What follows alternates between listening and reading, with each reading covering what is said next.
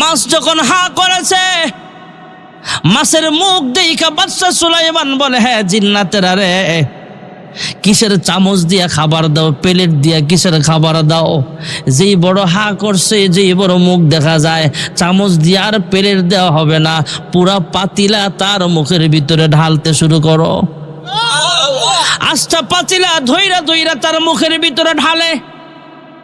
এক পাতিলা শেষ, আরেক পাতিলা ঢালে, আরেক পাতিলা ঢালতে ঢালতে সব পাতিলা খালি হয়ে গেছে। বাদশা সুলাইমান এখনো তাকায় দেখে মাছ এখনো হা করে রইছে। আল্লাহ ডাক দেয়া বলে, হ্যাঁ বাদশা সুলাইমান, তোমাকে বাদশাহিত্ব আমি আল্লাহ দান করেছি, কিন্তু রিজিকের মালিক কিন্তু আমি আল্লাহ। বাদশা সুলাইমান ডাক দেয়া কয়, আল্লাহ আমার বড় শখ হয়েছে তোমার মাখলুককে খানা খাওয়াবো। আয় আল্লাহ, একদিন যদি নাও দাও, এক বেলা খাবার খাওয়ার সুযোগটা করে দাও। আল্লাহ বলে, ঠিক আছে, পারলে খাওয়াও। বাদশা সুলাইমান কোনো মানুষকে শাহিদারিতে রাখে নাই। মানুষ যেহেতু দুর্বল, মানুষের যেহেতু শক্তিশালী মাখলুক হলো জিন। জিন বড় বড় শক্তিশালী জিনদেরকে ডাকলেন, তোমরা রান্না করো।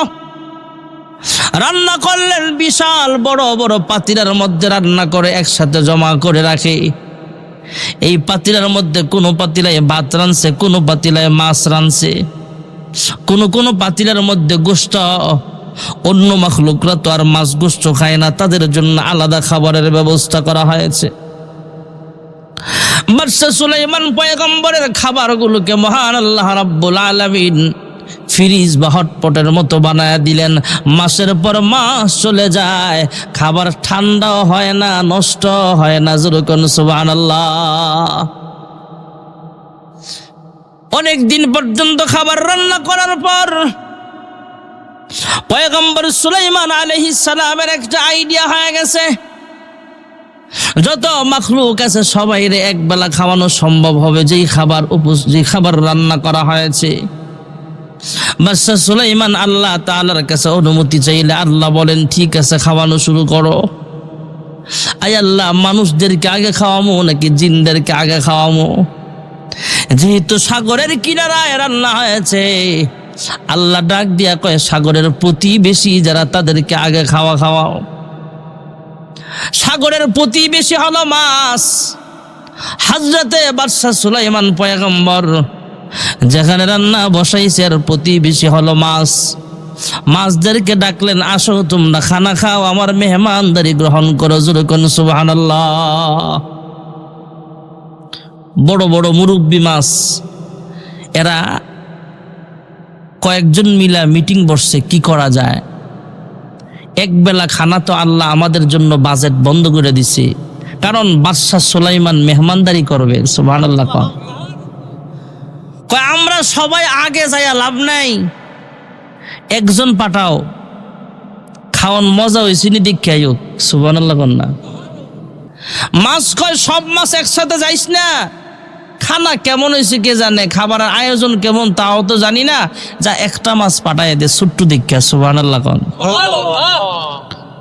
একটা মাছ পাঠায় দিলেন, খাবার কেমন হয়েছে দেখে আসবে, রান্না স্বাদ হয়েছে কিনা, কয়টা আইটেম রান্না করা হয়েছে। আমরা সবাই যদি যাই, সবাই পেট ভরে খানা খাইতে পারবো কিনা, আয়োজনটা দেখে আসো। একটা মাছ সমুদ্রের কিনারায় আইসা বাদশা সুলাইমানকে সালাম দিছে। সুবহানাল্লাহ। হ্যাঁ বাদশা সুলাইমান, আপনি নাকি দাওয়াত দিয়েছেন, আমি এসে গেছি, মেহমান চলে আসছি, মেজবান তাড়াতাড়ি আমার খাওয়ান দাও, পেটে ক্ষুধা লাগছে। বাদশা সুলাইমান জিন্নাতদেরকে ডাক দেয়া বলে, খানা খাওয়াও। খানা খাওয়াইবার গেছে, তাকায়া দেখে মাছ এইভাবে হা করেছে। মাছ যখন হা করেছে, মাছের মুখ দেখা বাদশা সুলাইমান বলে, হ্যাঁ জিন্নাতেরা রে, কিসের চামচ দিয়া খাবার দাও, প্লেট দিয়া কিসের খাবার দাও? যেই বড় হা করছে, যেই বড় মুখ দেখা যায়, চামচ দিয়া আর প্লেট দেওয়া হবে না, পুরা পাতিলা তার মুখের ভিতরে ঢালতে শুরু করো। আস্তা পাতিলা ধইরা ধইরা তার মুখের ভিতরে ঢালে। এক পাতিলা শেষ, আরেক পাতিলা ঢালে, আরেক পাতিলা ঢালতে ঢালতে সব পাতিলা খালি হয়ে গেছে। বাদশা সুলাইমান এখনো তাকায় দেখে মাছ এখনো হা করে রইছে, মাছ এখনো হা করে আছে। ডাক দিয়া জিজ্ঞেস করে, কিরে মাছ, 6 মাস পর্যন্ত রান্না হলো, সব খাবার তোর মুখে দিলাম, এখনো হা করে আসিস কেন? বাদশা সুলাইমান, তুমি যত খাবার দিয়েছো খাবারগুলো আমার পেটে এখনো যায় নাই, এখনো পাইবে আছে। হ্যাঁ বাদশা সুলাইমান, এরকম 3 লুকমা খাবার আমার আল্লাহ আমার খাওয়ায়। আজকে তুমি দাওয়াত দিয়েছো বিদায় আল্লাহর পক্ষ থেকে বাজেট বন্ধ করা হয়েছে, আমি কিন্তু আল্লাহর কাছে বিচারে দেব। বাদশা সুলাইমান দাওয়াত দিয়ে আমার পেট বইরা খাওয়ায় নাই। সুবহানাল্লাহ জোরে কোন। বাদশা সুলাইমান আলাইহিস সালাম এবার সাজদায় পড়ে ডাক দেয়, হ্যাঁ মালিক, একটা মাছেরে আমি পেট বইরা খানা খাওয়াইতে পারি নাই।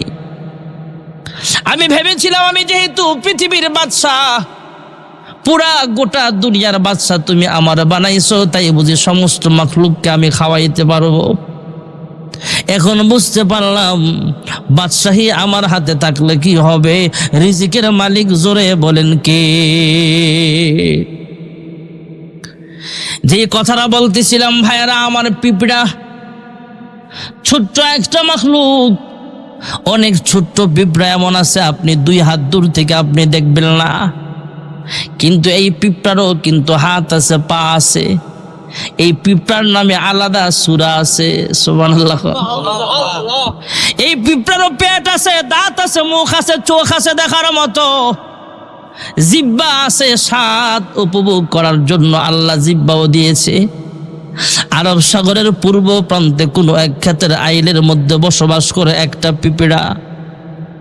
পিঁপড়া জবান খুলে আল্লাহকে ডাক দেয়, হ্যাঁ মালিক, হজ্জের মৌসুম চলতেছে, তোমার দাওয়াতি মেহমানগণ লব্বাইক লব্বাইক বলে বলে তোমার ঘর সফর করতে যাবে, তোমার ঘরে খানায় কাবা তওয়াফ করবে, তোমার ঘর 2টা চোখ দিয়া দেখবে। আমি পিঁপড়া হলে কি হবে, আমারও মন চায় 2টা চোখ দিয়া তোমার ঘর দেখতে। साहिल से लगा दे मुझे इश्क़ों को सफीना, साहिल से लगा दे मुझे इश्क़ों को सफीना, दिखला दे मुझे मंजर मक्का व मदीना। भाईरा आमार बंधुरा आमार पिपड़ार जबान खुले आल्लाह के डाक दे, आल्लाह আমি পিঁপড়া হলো আমার মন চায় তোমার ঘর দেখতে। আল্লাহ পিঁপড়ার দোয়া কবুল করিয়া নিলেন। আল্লাহ তাআলা হেরাম শরীফের আশপাশে অনেকগুলো কবুতর থাকে, যারা হাজী সাহেব গিয়েছেন অবশ্যই দেখেছেন। কবুতরের আলাদা মাঠ আছে, হাজার হাজার কবুতরের বসবাস।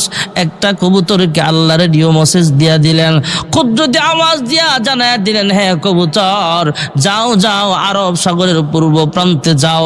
কবুতরটা উঠতে উঠতে উঠতে উঠতে আরব সাগরের পূর্ব প্রান্তে আসলে যেই ক্ষেতের মধ্যে পিঁপড়াটা বসবাস করে, সেই ক্ষেতের আইলের মধ্যে যখন নামলেন, মহান আল্লাহ আওয়াজ দিয়া জানায় দিলেন, হ্যাঁ পিঁপড়া, তোমার সামনে যেই কবুতরটা দেখতেছ এটা কিন্তু সাধারণ কোনো কবুতর নয়, এটা কিন্তু বাইতুল্লাহ শরীফের কবুতর। আমি আল্লাহ আমার দাওয়াতি মেহমান জাহাজ দিয়া, বিমান দিয়া, গাড়ি দিয়া বিভিন্ন ভাবে আমার ঘরের সামনে হাজির করিয়া দেই, আর আমি আল্লাহ হেরাম শরীফের একটা কবুতর তোমার কাছে বিমান হিসাবে পাঠায়া দিলাম। হ্যাঁ কবুতর, আমার ঘর যদি দেখতে চাও কবুতরের পা জড়ায়া ধরো, এই কবুতরটাকে বিমান বানায়া কিছুক্ষণের মধ্যে আমি আল্লাহ তাআলা তোমাকে বাইতুল্লাহর সামনে হাজির করে দেব। জোরে কোন সুবহানাল্লাহ। साहिल से लगा दे मुझे इश्क़ों को सफीना, साहिल से लगा दे मुझे इश्क़ों को सफीना, दिखला दे मुझे मंजर मक्का व मदीना। ज़ोरे को आमीन। রাগ করলেন নাকি? যেই কথাটা বলতেছিলাম ভাইরা আমার, আমাদের মতো নাম দাম কামানোর হাজী সাহেব না, অরিজিনাল একজন মানুষ, পিওর একটা মুসলমান। বড় একজন বুজুর্গ মানুষ, তিনি হজ্জের সফরে রওনা হয়ে গেলেন, বিমানেও না, জাহাজেও না। কয়েকজনের একটা কাফেলা মক্কার পথে রওনা হয়ে গেলেন। জোরে করুন সুবহানাল্লাহ। যাইতে যাইতে এক জায়গায় যায় দেখে রাত্র হয়ে গেছে, এখন সেখানে তাদের তাবু গাড়লেন। হাজী সাহেবরা সেখানে অবস্থান করতেছেন, খানা পিনা খাবে, রাত্রি যাপন করবে। সকালবেলা একটু গ্রামের মধ্যে হাঁটাহাঁটি করতেছে সবাই, একটু পরেই সবাই হজ্জের পথে রওনা হয়ে যাবে। কিন্তু আল্লাহর গোলাম, অরিজিনাল আল্লাহওয়ালা, তিনি সার হজ্জের সফরে যায় নাই। সবাই চলে গেছে কিন্তু তিনি যায় নাই। না যাওয়ার পিছনে লম্বা একটা কাহিনী আছে ভাইয়েরা আমার। আল্লাহর বান্দা হঠাৎ করে তাবু থেকে বাহিরে বের হলেন। বাহিরে বের হয়ে রাস্তা দিয়ে হাঁটতেছে সকালবেলা। হঠাৎ করে তাকায় দেখে একজন মা, একজন মহিলা, সুন্নতি বোরকাওয়ালি একজন মহিলা দেখা যায়। আর নদীর কিনারা দিয়া কয়েকটা হাঁস ভেসে যায়, মরা হাঁস দেখা যায়। বড় বড় মরা কয়েকটা হাঁস নদীর কিনারা দিয়া পানিতে বাইসা বাইসা এক পাশ থেকে আরেক পাশে যায়। এই বোরকাওয়ালি বৃদ্ধা মহিলা আবার হাঁসের কাছে যায়। পানির নদীর কিনারায় গেলেন, খালের কিনারায় গেলেন। এই পানি থেকে মৃত কয়েকটা হাঁস, 2টা বা 3টা হাঁস হাত দিয়া উঠালেন। উঠায়া একটা ব্যাগের ভিতরে ভরলেন। কেউ যাতে না বুঝে, কেউ যাতে না দেখে তিনি হাঁটতে শুরু করলেন। কিন্তু পথিক হাজী সাহেব তিনি কিন্তু দূর থেকে বিষয়টা লক্ষ্য করে দেখতে পাইলেন। উনি আবার সেই বোরকাওয়ালি মহিলার পিছনে পিছনে হাঁটে। কি ব্যাপার? মানুষ যেটা হাঁস নেওয়া যায়, আর এই মহিলা মৃত হাঁস দিয়া কি করবে? এই মৃত হাঁস দিয়া কি করবে? এই রহস্য জানার জন্য মহিলার পিছনে পিছনে দৌড়ায়। যাইতে যাইতে যাইতে যাইতে তাকায় দেখে এই মহিলাটা একটা ঘরের ভিতরে ঢুকছে। আল্লাহওয়ালা ও ঘরের বাহিরে দাঁড়ায়া দাঁড়ায়া শুনতেছে কি করে। ওই মহিলা আবার ঘরের ভিতরে 2 খা দেখে একজন বাচ্চা কান্না করতেছে, আম্মা কয়েকদিন পর্যন্ত পেটের মধ্যে খানা নাই, খাবারের ব্যবস্থা করো। আল্লাহর বান্দা হাজী সাহেব বাহির থেকে তাকায়া তাকায়া সবগুলো দেখতেছেন আর শুনতেছেন। এই মহিলা মৃত হাঁসগুলো ব্যাগ থেকে বের করে একটা একটা করে সোলায়, চামড়াগুলো আলাদা করে, চামড়াগুলো আলাদা করে, এবার গোশতগুলো সুন্দর করে দা দিয়া কাটতে কাটতে আমরা যেমন রান্না করি, রান্নার জন্য পজিশন করলেন, রান্না করবে রেডি হলেন। আল্লাহওয়ালা পথিক হাজী সাহেব বাহির থেকে সবকিছু দেখতেছে। হাজী সাহেব এবার সালাম দিয়া ঘরের ভিতরে ঢুইকা জিজ্ঞেস করে কি হয়েছে। ওই পর্দা নিশির মা ডাক দিয়া বলে, হে আল্লাহর বান্দা, মনের দুঃখ আর জিগায়ও না, মনের জ্বালা আর বাড়ায়ও না, তোমাকে বলে আমার কি লাভ হবে? কই বলি দেখো না তোমার আমার কি লাভ হয়? লাভ হলো পরের ব্যাপার, কি হয়েছে আগে বলো। মহিলা ডাক দিয়া বলে, হ্যাঁ ভাই মুসাফির পথিক, শোনো, আজকে কয়েকদিন যাবত আমার ঘরে কোনো খাবার নাই। একটা বাচ্চা কানতে কানতে বেহুশ হয়ে ঘুমায় গেছে। আর একটা বাচ্চা দেখো কানতে কানতে তার গলার মধ্যে আর কোনো আওয়াজই নাই, শক্তি হারায় ফেলেছে। যেহেতু পেটে খাবার নাই, কান্নার মতো শক্তিও আর নাই। আরেকটা বাচ্চা খানা খানা খানা দাও, খানা দাও মা, এ মা খাবার দাও, এই বলে কান্নাকাটি করতেছি।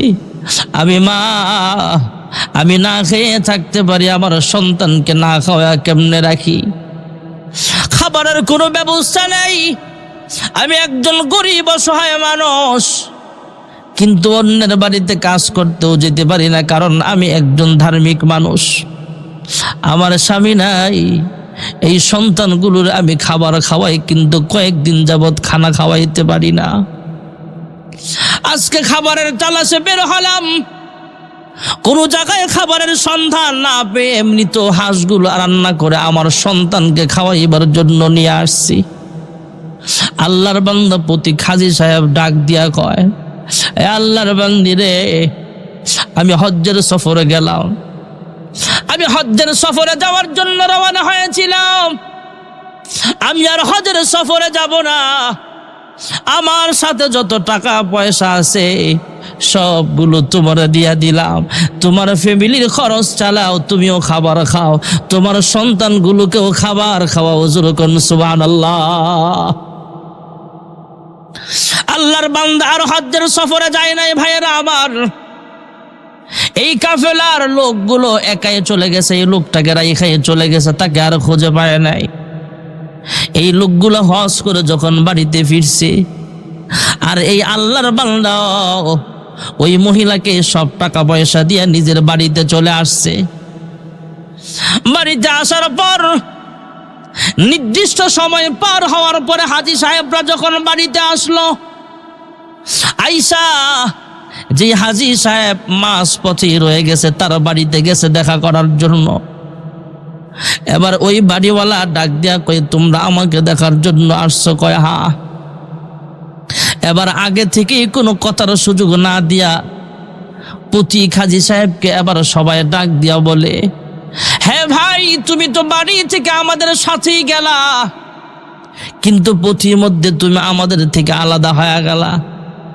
যাবার সময় আমাদের সাথে নাই, আসার সময় তুমি আমাদের সাথে আসো নাই। কিন্তু কি ব্যাপার, আমরা যখন আল্লাহর ঘর তওয়াফ করতেছিলাম তখন তো তোমাদেরকে আমাদের সাথেই দেখেছি। জোরে কোন সুবহানাল্লাহ। কি হয়েছে, তুমি কোথায় গেলা? এ আল্লাহর বান্দা, কাফেলা যখন তাবু গেড়েছিলাম, পরের দিন সকালবেলা আর তুমি নাই। মক্কা পর্যন্ত গেলাম, সেখান পর্যন্ত কেউ নাই। কিন্তু মক্কায় যখন প্রবেশ করলাম, তোমাকে আমাদের সাথে তওয়াফ করতে আমরা দেখেছিলাম। সাফা মারওয়া সাই করার সময় তুমি আমাদের সাথে ছিলা। আমরা যখন আরাফার ময়দানে অবস্থান করেছিলাম, তুমিও আমাদের সাথে ছিলা। আমরা যখন শয়তানকে পাথর মারতে যাই, তোমার মতো একজন আমরা আমাদের কাফেলার ভিতরে দেখেছিলাম। মিনা বাজারে যখন কুরবানি করতে যাই, তখনও তোমাকে আমরা দেখেছিলাম। কিন্তু আমরা যেখানে রাত্রে ঘুমাইছি সেখানে তুমি নাই। হজ কাম শেষ করার পরে, হজ্জের কার্যক্রম শেষ করার পরে আমরা যখন আমাদের কাফেলা নিয়ে বাংলাদেশে তথা আমাদের এলাকায় ফিরতেছিলাম, তখনও তোমাকে আর আমরা দেখতে পাই নাই। আসল ঘটনা খুলে বলো কি হয়েছে? এবার হাজী সাহেব ডাক দিয়া বাকিদেরকে বলে, আমি আসলে হজে যাই নাই, এমন এমন ঘটনা ঘটেছে। একজন মহিলা মৃত হাঁস তাদের বাচ্চাদেরকে খাওয়াইতে চাইছিল, আমি হজ্জে না যায়া সব টাকাগুলো তাদের মাঝে বিলায়া দিছে। জোরে কোন সুবহানাল্লাহ। এবার সব হাজী সাহেবরা মিলে এলাকার বড় আলেমের কাছে যা বলে, হ্যাঁ হুজুর, এমন এমন ঘটনা ঘটেছে। যে হুজুরের কাছে বলতে গেছে, এই হুজুরটাও বড় একজন আল্লাহওয়ালা ছিলেন। আপনাদের আলী আহমদ চৌধুরী দামাত বরকাতুল আলিয়ার মতো সাহেবে দিলওয়ালা ছিলেন। আরো বড় মাপের কাশওয়ালা আল্লাহওয়ালা ছিলেন।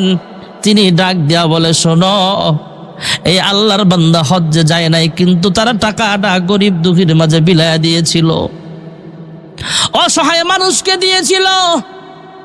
এই জন্য মহান আল্লাহ রাব্বুল আলামিন, সে যেহেতু হজ্জে যেতে পারে নাই, আল্লাহ রাব্বুল আলামিন তার সূরতে একটা ফেরেশতা বানায় দিলেন। ওই ফেরেশতারা তার আকৃতি ধারণ করে তোমাদের সাথে আল্লাহর ঘর তওয়াফ করতে শরীক হয়ে গেছে।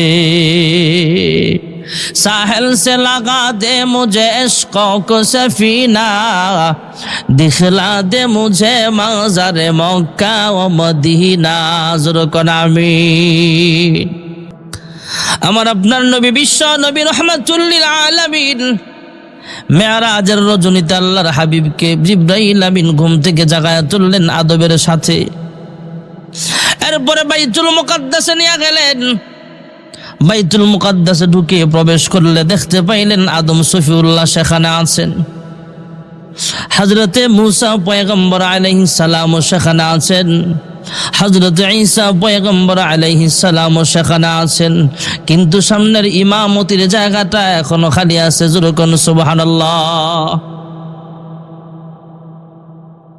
হযরতে জিবরাইল আলাইহিস সালাতু ওয়াস সালাম আল্লাহর হাবিবের কানে কানে জানায়া দিলেন, ওগো আল্লাহর হাবিব, হযরত বাবা আদম আলাইহিস সালাম থেকে শুরু করে নিয়া হযরত ঈসা রূহুল্লাহ আলাইহিস সালাম পর্যন্ত সমস্ত নবীগণকে মহান আল্লাহ রাব্বুল আলামিন বাইতুল মুকাদ্দাসে একত্রিত করেছেন আপনার ইমামতিতে 2 রাকাত নামাজ আদায় করার জন্য।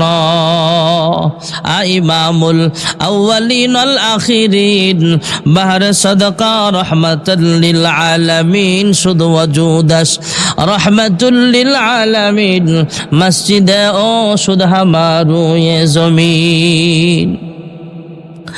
আল্লাহর হাবিব রাহমাতুল লিল আলামিন যেই মসজিদে আকসা একত্রিত হয়েছিলেন, ভাইরা আমার, বন্ধুরা আমার, মসজিদ আকসার ব্যাপারে আল্লাহ কোরআনুল কারীমেও বলেন, সুবহানাল্লাযী আসরা বিআবদিহি লাইলাম মিনাল মাসজিদিল হারাম। এই যে আয়াত পড়তেছি আপনারা শুনতেছেন নিয়ত ছাড়াই, শুনছেন নিয়ত তো আগেই আছে, প্রত্যেকের আমল নামায় প্রতি হরফে 10টা নেক লিখা হয়ে গেছে। ওয়াজ মাহফিল লস নাই, লাভ আর লাভ। সুবহানাল্লাহ বলেন।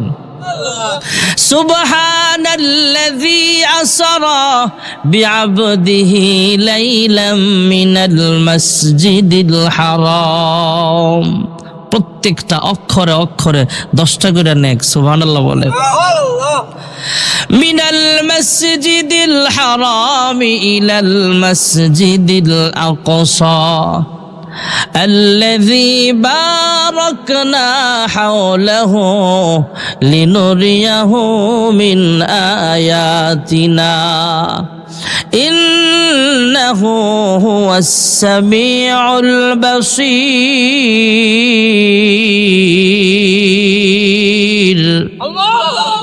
যেই বাইতুল মুকাদ্দাসে আল্লাহর হাবিবকে আল্লাহ সফর করিয়েছিলেন, ওই বাইতুল মুকাদ্দাসে কেউ যদি 1 রাকাত নামাজ আদায় করে, মহান আল্লাহ তার আমল নামায় 25,000 রাকাতের সওয়াব লিখিয়া দিবে। যখন সুবহানাল্লাহ। যারা হাজী সাহেব গিয়েছেন মক্কাতুল মুকাররমায়, মদিনাতুল মুনাওয়ারায়, মদিনায় আল্লাহর হাবিব সর্বপ্রথম যেই মসজিদ তৈরি করেছিলেন, যেই মসজিদের নাম হলো মসজিদে কুবা। মসজিদ নববী আর মসজিদে কুবার মাঝামাঝি জায়গায় আরেকটা মসজিদ আছে, মসজিদুল জুমা। আল্লাহর হাবিব প্রায় 100 সাহাবায়ে কেরামদের নিয়ে সেখানে সর্বপ্রথম জুমার নামাজ আদায় করেছিলেন। জোরে কোন সুবহানাল্লাহ। আল্লাহর হাবিব মসজিদের পাশের হুজরাখানা থেকে ওযু বানায় কয়েকদিন পর পর সেই মসজিদে যাইতেন, মসজিদে কুবায়। কবিলায় কুবায় যেখানে সর্বপ্রথম মসজিদ বানানো হয়েছিল, আল্লাহর হাবিব সেখানে যায় নামাজ আদায় করতেন। আর হাদিস শরীফে আল্লাহর হাবিব জানায়া দিলেন, কিয়ামত পর্যন্ত আল্লাহর কোনো বান্দা বান্দি যদি মসজিদে কুবায় আইসা 2 রাকাত নামাজ আদায় করে, মহান আল্লাহ তার আমল নামায় একটা কবুল উমরা করার সওয়াব লিখিয়া দিবে। মদিনায় আরেকটা মসজিদ আছে, মসজিদে সাবা মাসানি। 7টা মসজিদ মিলায় একটা মসজিদ বিশাল বড় আকারে বানানো হয়েছে। আরেকটা মসজিদ আছে 2 কিবলাওয়ালা মসজিদ। হাবিব রাহমাতুল লিল আলামিন মক্কা ছেড়ে যখন মদিনায় হিজরত করে চলে গেলেন আল্লাহর হুকুমে, অনেক দিন পর্যন্ত কাবা শরীফের দিকে ফিরে নামাজ পড়ে নাই। আল্লাহর হুকুমে বাইতুল মুকাদ্দাসকে কিবলা বানায়া নামাজ পড়ে, কিন্তু মন চায় কখন জানি মহান আল্লাহ আমাকে আবার হুকুম করে বাইতুল্লাহর দিকে কিবলা বানাতে। সুবহানাল্লাহ। কারণ বাইতুল্লাহর এলাকা হলো পয়গম্বরের মাতৃভূমি। বাইতুল্লাহ আল্লাহ সর্বপ্রথম কোরআন নাজিল করেছেন।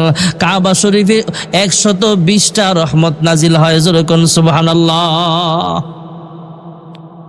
মন কান্দে, আল্লাহ তো মনের ভাষা বুঝেন। দীর্ঘ সময় পর মহান আল্লাহ রাব্বুল আলামিন আসরের নামাজের ওয়াক্তে, আসরের নামাজের ফরজ কয় রাকাত? যেরকম কয় রাকাত? আসরের নামাজের ফরজ 4 রাকাতের মধ্যে ইমাম সাহেব 2 রাকাত শেষ করছে। আর কয় রাকাত আছে? 2 রাকাত শেষ, আর 2 রাকাত বাকি। এমনই মুহূর্তে আল্লাহ জিবরাইল আমিনকে পাঠিয়ে দিলেন, জিবরাইল আমিন পয়গম্বরের সিনাটা ঘুরায়া দিলেন, ফাওয়াল্লি ওয়াজহাকা শাতরাল মাসজিদিল হারাম। আল্লাহ সিনা ঘুরায়া দিলেন, ওগো আল্লাহর হাবিব 2 রাকাত নামাজ আদায় করেছেন বাইতুল মুকাদ্দাসকে কিবলা বানায়া, বাকি 2 রাকাত আল্লাহর হুকুমে আদায় করবেন বাইতুল্লাহ শরীফকে কিবলা বানায়া। জোরে কোন সুবহানাল্লাহ। সব মসজিদ তো আর একই টাইমে নামাজ হয় না, কেউ 4টায় আসরের জামাত পড়ে, কেউ 3:45টায় পড়ে, এমন ব্যবধান আছে না নাই? কেউ মাগরিবের আজানের সাথে সাথে নামাজে দাঁড়ায় যায়, কেউ 5 মিনিট পরে দাঁড়ায়, কেউ 3 মিনিট পরে দাঁড়ায়, একই টাইমে তো আর নামাজ হয় না, একটু ব্যবধান থাকে। মসজিদে আকসা থেকে মুসল্লিরা যখন নামাজ পড়ে বের হয়েছে, আশপাশের মসজিদে দেখে সবাই এখনো বাইতুল মুকাদ্দাসকে কিবলা বানায় নামাজ পড়তেছে। বাহির থেকে মুসল্লিরা ডাক দেয়, ওই মুসল্লিরা, ও ইমাম সাহেব, আমরা তো 2 রাকাত পড়ছি বাইতুল মুকাদ্দাসে ফিরা, কিন্তু আল্লাহ কিবলা ঘুরায় দিছে, রাসূলের ইমামতিতে বাকি 2 রাকাত আমরা বাইতুল্লাহকে কিবলা বানায় নামাজ পড়েছি, আপনারাও সিনা ঘুরায় নেন। নামাজের ভিতর থেকেই ওই মসজিদের মুসল্লিরাও কিবলাটা ঘুরায়া কাবার দিকে করে নিছে। জোরে কোন সুবহানাল্লাহ। যে মসজিদে 2 জায়গায় 2 দিকে নামাজ ফিরা নামাজ পড়া হয়েছিল, যে মসজিদে 2 রাকাত পড়েছে বাইতুল আকসাকে বাইতুল মুকাদ্দাসকে কিবলা বানায়া, বাকি 2 রাকাত আদায় করেছেন বাইতুল্লাহ শরীফকে কিবলা বানায়া, ওই মসজিদে এখনো 2 দিকে 2টা মেহরাব আছে। এই মসজিদের নাম হলো মসজিদে জুল কিবলাতাইন। জোরে কোন সুবহানাল্লাহ। মদিনায় সবচেয়ে বড় মসজিদ হলো মসজিদে নববী। যেই মসজিদে নববীর পাশে আল্লাহর হাবিব রাহমাতুল্লিল আলামিন শুয়ে আছেন, একা একা নয়, সাথে 2 জন সাহাবীও আছে। 2 সাথীকে পাশে নিয়ে হায় ঘুমিয়ে আছেন নিঝুম নিরালায়, সারা দাও রাসূলুল্লাহ রওজা পাকের কিনারে। আল্লাহর হাবিব যেখানে শুয়ে আছেন, এর পাশে যে বিশাল মসজিদ, মসজিদে নববী, এই মসজিদে নববী মদিনার মসজিদে আল্লাহর কোনো বান্দা বান্দি যদি নামাজ আদায় করে, 1 রাকাত নামাজ পড়বেন তো 50,000 রাকাত নামাজের সব লেখা হয়ে যাবে। আর আল্লাহর কোন বান্দা বান্দি যদি মক্কাতুল মুকাররমাকে সামনে রাখা সরাসরি নামাজ আদায় করে, প্রতি রাকাতে 1 লক্ষ রাকাত নামাজের সব লেখা হয়ে যাবে। লা ইলাহা ইল্লাল্লাহ, লা ইলাহা।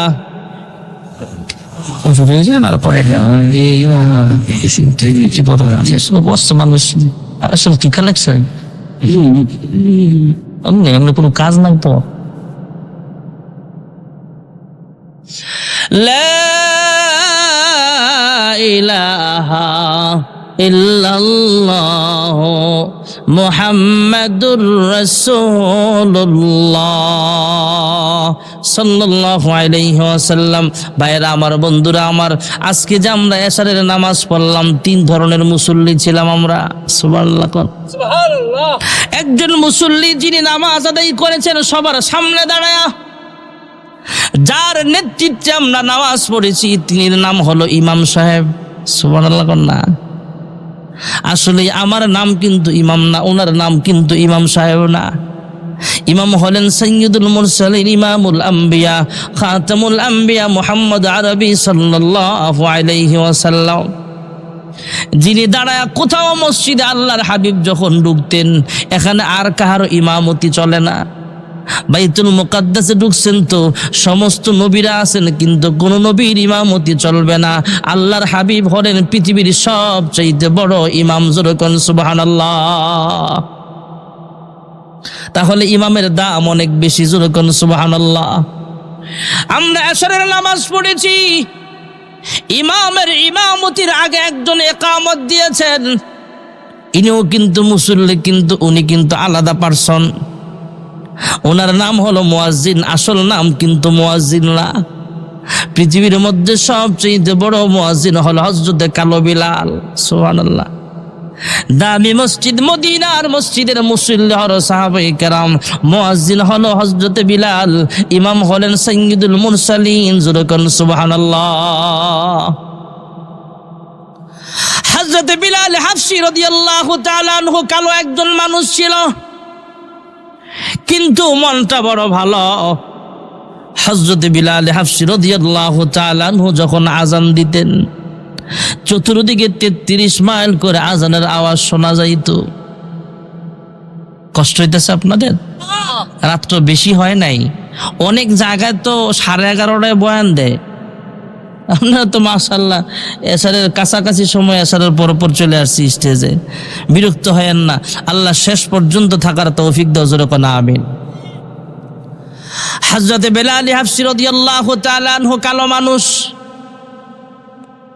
উনি মসজিদে নববীর মুয়াজ্জিন, কিন্তু মুসলমানের সংখ্যা আস্তে আস্তে যখন মদিনায় বেড়ে গেল, সুন্দর সুন্দর কণ্ঠওয়ালা মুয়াজ্জিনরাও যখন চলে আসছে, সব মুসল্লিরা মিলে ইমামের কাছে যায় বলে, ইমাম সাহেব, ইমাম জানি কেডায়?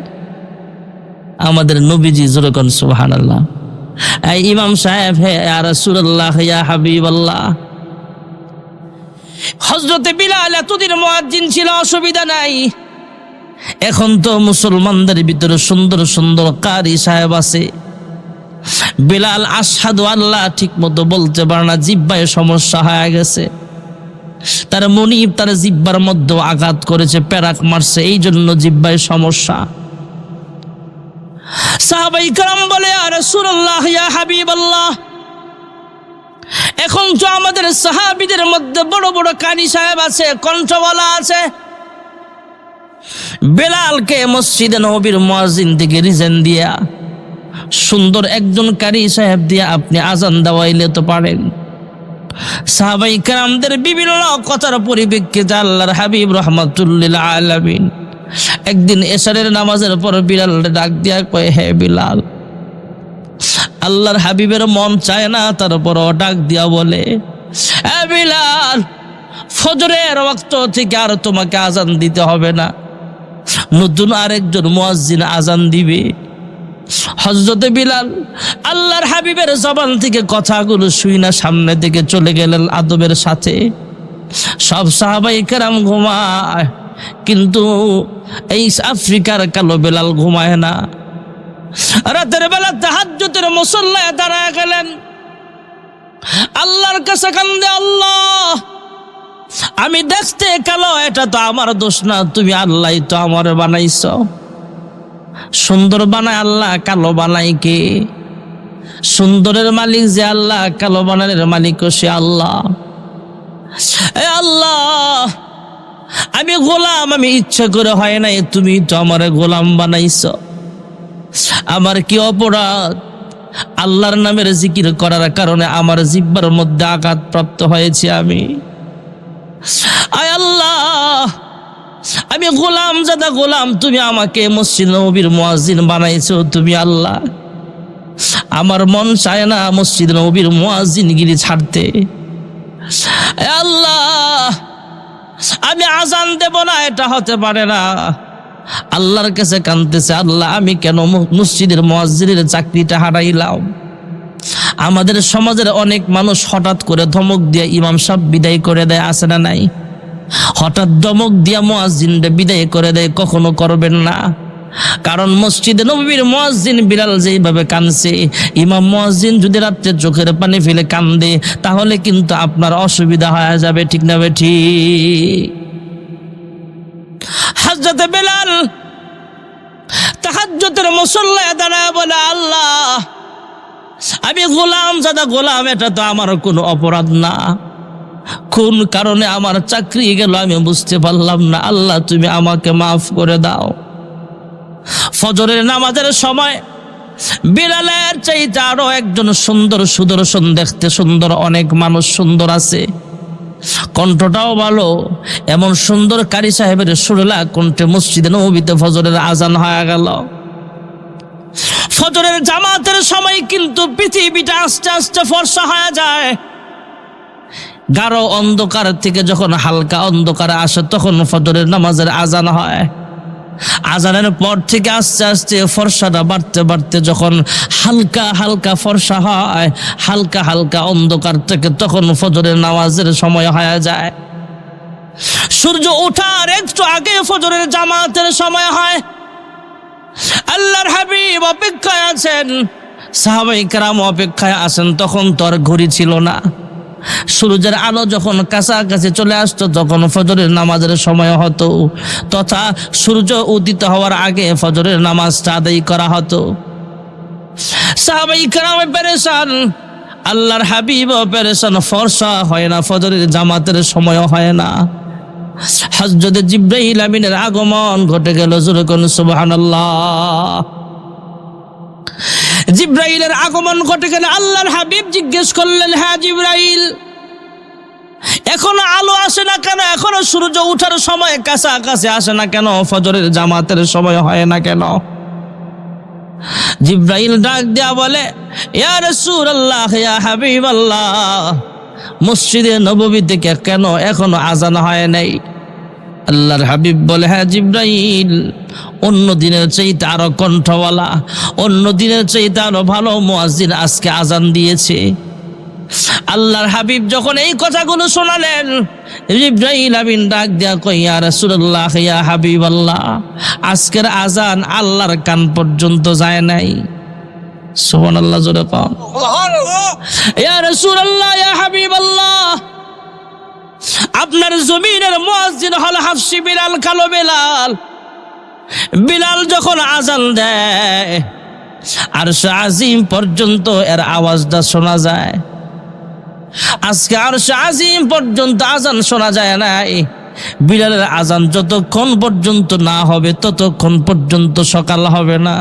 সুবহানাল্লাহ কোন। তাহলে মুয়াজ্জিনের দাম জোরে কোন আছে না নাই? আল্লাহর হাবিব বলেন, মসজিদ নববীর মুয়াজ্জিন হাফসি বিলাল, কালো বিলাল যখন আজান দিত চতুর্দিকে 33 মাইল করে শোনা যাইত, আর উপরে আরশ আজিম পর্যন্ত আজানের আওয়াজ আল্লাহ শুনতে পাইতেন। আরশ আজিমের ডিউটিরত ফেরেশতারা আওয়াজ শুনতে পাইতেন। সুবহানাল্লাহ বলেন। দুজাহানের সরদার রাহমাতুল লিল আলামিন বলেন, এই বিলাল শুধু মসজিদ নববীর মুয়াজ্জিন নয়, এই বিলাল হাসরের মাঠে আজান দিবে। জোরে কোন সুবহানাল্লাহ। এই দুনিয়াতে 33 মাইল করে আজানের আওয়াজ শোনা যায়, আর এই বিলাল যখন হাসরের মাঠে আজান দিবে, জান্নাতি সাওয়ারির উপরে উঠা যখন বিলাল আজান দিয়া দিবে, এই বিলালের আজানের ধ্বনি এই দুনিয়াতে 33 মাইল শোনা যায়। আর হাসরের মাঠে যখন বিলাল আজান দিয়ে দিবে, পুরো হাসরবাসীদের কানে আল্লাহ বিলালের আজানের আওয়াজ পৌঁছায় দিবে। তাহলে মুয়াজ্জিনের দাম জোরে কোন আছে না নাই? তাহলে আমরা 3 শ্রেণীর মানুষ ছিলাম, একজন হলো ইমাম, আরেকজন হলো মুয়াজ্জিন। আর আমরা যারা পিছনে ইক্তদাইতু বিহাযাল ইমাম বলে ইমামের পিছনে ইক্তদা করেছি, আল্লাহু আকবার বলে দাঁড়িয়েছে, আমরা হলাম মুসল্লি। মসজিদে নববীতে 3 শ্রেণীর মানুষ ছিলেন, একজন হলো সাইয়্যিদুল মুরসালিন ইমাম, আরেকজন হলেন হাফসি কালো বিলাল মুয়াজ্জিন, আরেক প্রকারের মানুষ হলো সমস্ত সাহাবায়ে কেরাম হলো মুসল্লি। সুবহানাল্লাহ কোন। মুসল্লিরা মসজিদের জন্য জান প্রাণ ছিলেন, দ্বীনের জন্য জান প্রাণ ছিলেন। আল্লাহর হাবিব মদিনায় যাওয়ার পরে মসজিদে কুবা থেকে যখন মসজিদ নববীর দিকে চলবে, সাহাবায়ে কেরাম মদিনার বাসিন্দা মানুষগুলো পয়গম্বরকে আপ্যায়ন করতেছে। আহলান সাহলান মারহাবা জানায় সবাই পয়গম্বরকে সাদরে গ্রহণ করে নিলেন। শুভেচ্ছা স্বাগতম জানায় আল্লাহর হাবিবকে নিজের ঘরে তুলতে চায়। আমরা যেমন হুজুরদেরকে দাওয়াত দিয়া ঘরে একটু খাবার খাওয়াই, হ্যাঁ ইমাম সাহেব আপনি আমার ঘরে আসবেন, খানা খাবেন, আমাদের জন্য দোয়া করবেন, আপনার কদম আমার ঘরে পড়লে আমার ঘরে বরকত বেড়ে যাবে। জোরে কোন সুবহানাল্লাহ। আমরা যেমন নবীর ওয়ারিসকে সম্মান দিয়ে ঘরে নিয়ে খাবার খাওয়াইতে চাই, মদিনার আনসার সাহাবায়ে কেরাম প্রত্যেকটা ঘর থেকে পয়গম্বরকে দাওয়াত দেয়। ওগো আল্লাহর হাবিব, আপনি মক্কা থেকে মদিনায় আসছেন, আমরা বড় খুশি হয়েছি। মক্কার মানুষ আপনাকে থাকতে দেয় নাই, কিন্তু আমরা মদিনার মানুষ আপনাকে গ্রহণ করে নিলাম। দু জাহানের সরদার মদিনার ছোট্ট ছোট্ট বাচ্চাদেরকে কোলে নিয়ে আদর করে, আর সাহাবাই কেরামরাও তাকায় আছে। আল্লাহর হাবিব ডাক দিয়া বলে, এ মদিনার মানুষ, মক্কা আমার জন্মভূমি, কিন্তু জন্মভূমির মানুষ আমাকে থাকতে দেয় নাই, তোমরা ওকে আমার সাথে এমন করবা? মদিনার মানুষ বলে, ইয়া রাসূলুল্লাহ, ইয়া হাবিবাল্লাহ, আমাদের শরীরে বিন্দু পরিমাণ রক্ত থাকতেও আপনার উপরে কোনো আঘাত লাগতে দেওয়া হবে না। জোরে কোন সুবহানাল্লাহ। সবাই মিলে পয়গম্বরকে আদর করে ঘরে তুলতে চায়, ঘরে নিবার চায়। আল্লাহর হাবিব বলে, ও সাহাবীরা, আমার যানবাহনের রশিটা তোমরা আটকায়ও না, ওটের রশিটা ছেড়ে দাও। আল্লাহর হুকুমে এই উটটা যেখানে যায় দাঁড়াবে, সেখানে আল্লাহর হুকুমে সেখানে আমার বাসস্থান হবে। আবু আইয়ুব আনসারী রাদিয়াল্লাহু তাআলা আনহুর বাড়িতে যায় উট থামলে, আল্লাহর হাবিব রাহমাতুল লিল আলামিন এবার চাঁদা তুললেন তথা কালেকশন করলেন। ও সাহাবীরা, কে আসো, কত টাকা দিবা, সামনে দাও। সবাই মিলে টাকা দিলেন। তৎকালীন জামানায় যা দেওয়ার সবাই মিলে আবু আইয়ুব আনসারীর হাতে দিয়া ওই মসজিদ নববীর জন্য ওই হুজরাখানাটা, ওই ঘরটা ওই মসজিদের নামে ওয়াকফ করে নিলেন। সুবহানাল্লাহ। এই মসজিদের নামে সাহাবাই কেরাম কালেকশন করতেন। ভাইয়েরা আমার, বন্ধুরা আমার, সাহাবাই কেরাম সবাই মিলে মসজিদের জন্য দিতেন, মাদ্রাসায় দিতেন, দ্বীনের জন্য জানমাল সব বিলায় দিতেন। জোরে কোন সুবহানাল্লাহ। তা আপনাদের এই মসজিদ কিছু কাজ এখনো বাকি আছে, দোয়া হয়ে যাবে, কেউ উঠবেন না, লম্বা চূড়া কোনো কালেকশন না। মসজিদের বিশেষ কোনো কাজ নাই, ইলেকট্রিক একটু কাজ বাকি আছে, আর সিঁড়ির কাজটা যেমন বাকি আছে, সিঁড়িতে কিছু টাইলস লাগাইতে হবে, সিঁড়িটা সুন্দর করতে হবে। বারান্দায় ফ্লোর টাইলসটা বাকি আছে, সিঁড়ির টাইলস বাকি আছে, অনেক টাকা খরচ হবে। আলি ইব্রাহিম ইন্নাকা হামিদুম মাজিদ, আল্লাহুম্মা বারিক আলা মুহাম্মদ ওয়া আলা আলি মুহাম্মদ কামা বারাকতা আলা ইব্রাহিম ওয়া আলা আলি ইব্রাহিম ইন্নাকা হামিদুম মাজিদ। মা বোনদের জান্নাতে যাওয়া একদম সহজ। স্বামীর খেদমত করা, 5 ওয়াক্ত নামাজ পড়া, রমজানের রোজা রাখা, স্বামীর আমানতের হেফাজত করা, আর পর্দা ফরজ, পর্দায় থাকা, সুন্নতি বোরকা পরে রাস্তায় থাকা, রাস্তায় ঘোরা, রাস্তায় কোনো কাজে গেলে, জরুরি কাজে যদি বের হয় রাস্তায়, তাহলে সুন্নতি বোরকা পড়া।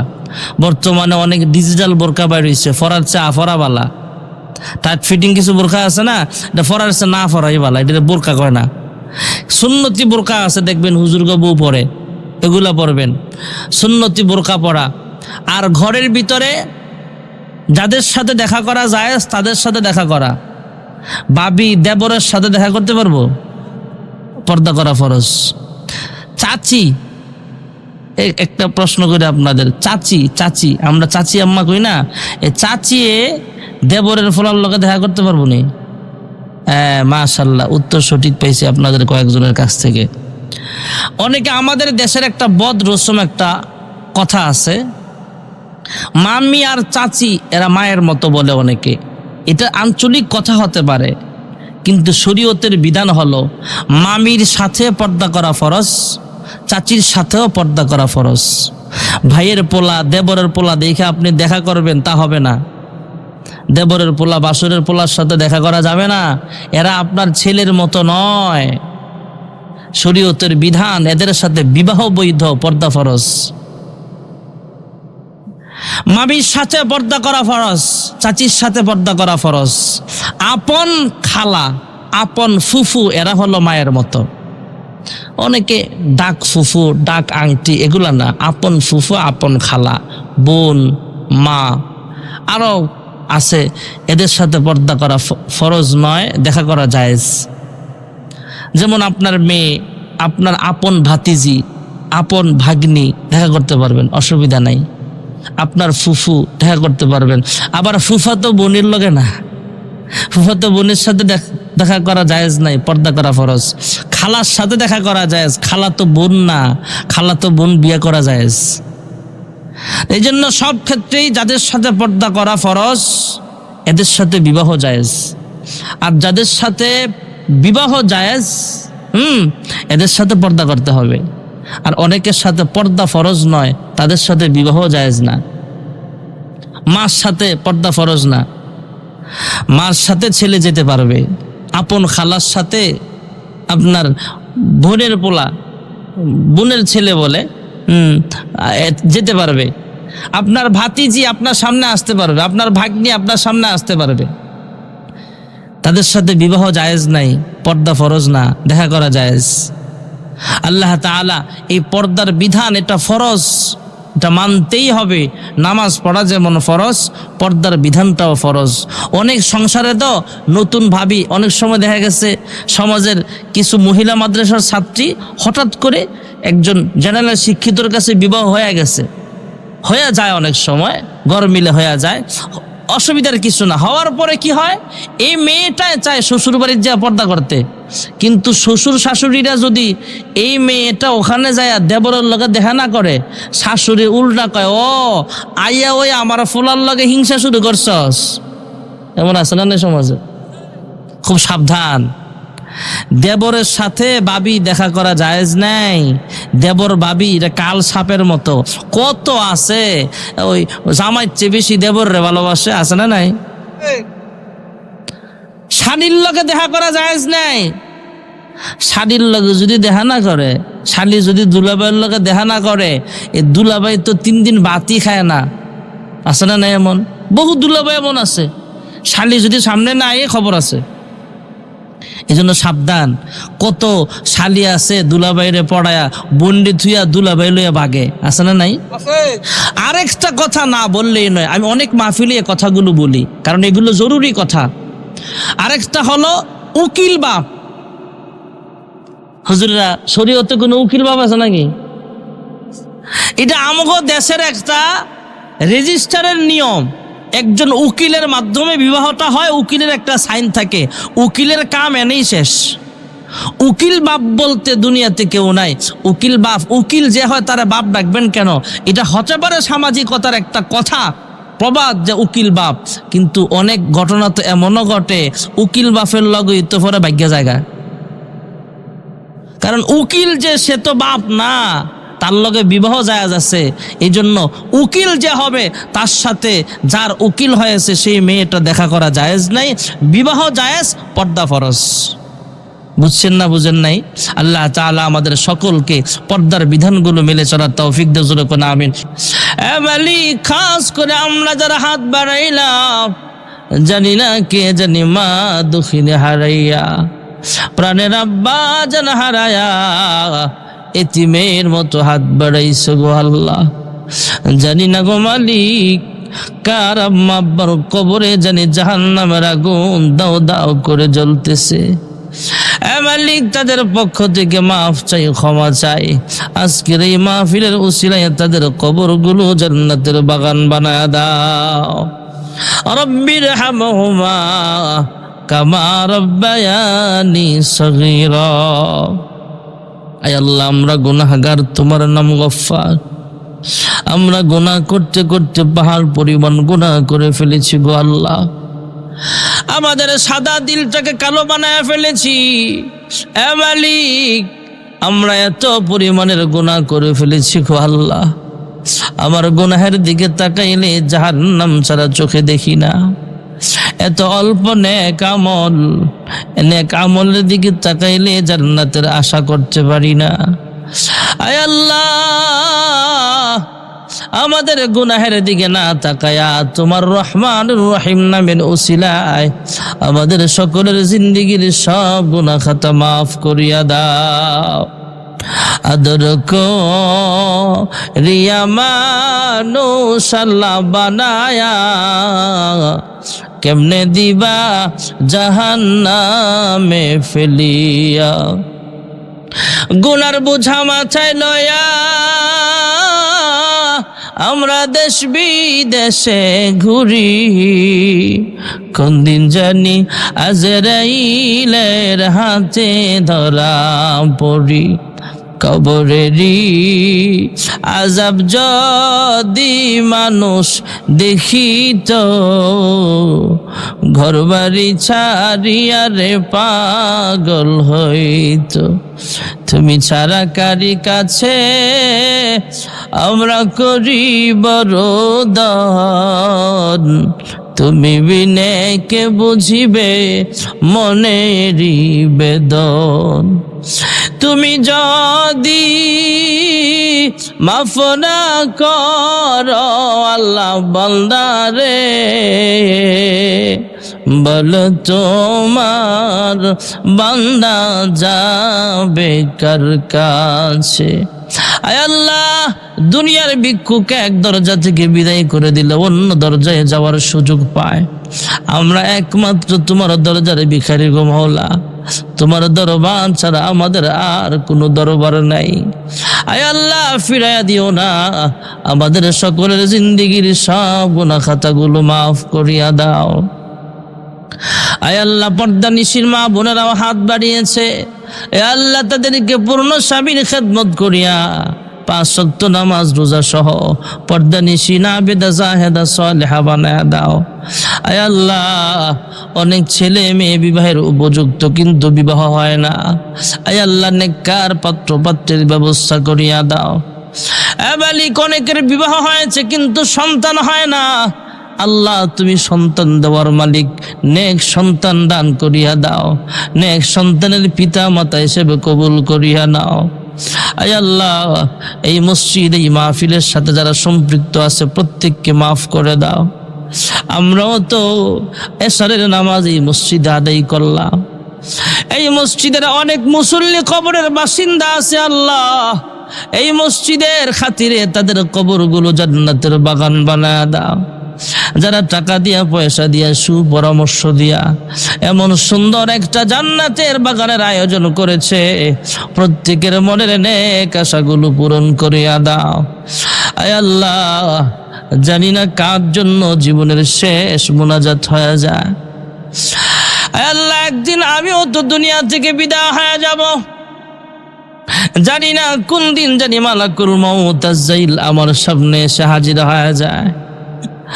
আল্লাহ, আমার দেহ থেকে রূহটা যখন আলাদা করে দিবে, কিছু মানুষ দৌড়ায় মসজিদে যাবে মাইকে আলান করার জন্য, কিছু মানুষ বাঁশ কাটতে ব্যস্ত হয়ে যাবে, কিছু মানুষ বড়ই পাতার গরম পানি করতে ব্যস্ত হয়ে যাবে, কিছু মানুষ কবরস্থানে যাবে কবর খনন করার জন্য, কয়েকজন মিলে বাজারে যাবে কাপড় রেডি করার জন্য। আল্লাহ, জীবনে কত গোসল করলাম, শেষ বিদায়ের গোসলটা মশারি টানায়া করায়া দিবে। মশারি টানায়া বড়ই পাতির গরম পানি দিয়া জীবনের শেষ গোসল করায়া সাদা মার্কিন কাপড়ের প্যাকেট বানায়া আমাকে কবরে শোয়া দিবে। আল্লাহ,